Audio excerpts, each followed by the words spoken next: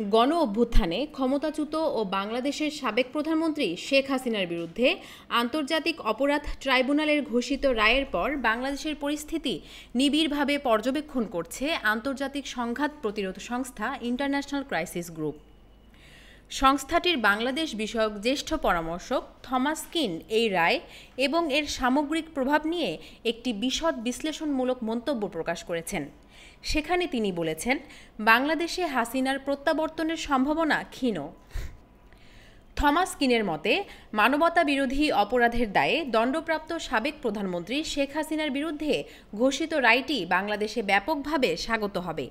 2024 সালের জুলাই-আগস্ট আন্দোলনে সংঘটিত নৃশংসতার জন্য তার দায়বদ্ধতা নিয়ে জনসাধারণের মনে তেমন কোনো সন্দেহ নেই। কিন তার মন্তব্যে উল্লেখ করেন, জাতিসংঘের তদন্তে ইতিমধ্যেই প্রমাণিত হয়েছে যে সেই দমনপীড়নে প্রায় 1400 মানুষের মৃত্যু হয়েছে, যা রাজনৈতিক নেতৃত্বের পূর্ণ জ্ঞান, সমন্বয় ও নির্দেশনার মাধ্যমেই ঘটেছিল। এই ঘটনায় শেখ হাসিনা এবং তার সরকারের সাবেক স্বরাষ্ট্রমন্ত্রী আসাদুজ্জামান খান বিশেষভাবে অভিযুক্ত হয়েছেন। ট্রাইব্যুনালের বিচার প্রক্রিয়ায় শেখ হাসিনার কথোপকথনের রেকর্ড এবং সাবেক পুলিশ প্রধানের সাক্ষ্যসহ আরও বহু প্রমাণ উঠে এসেছে।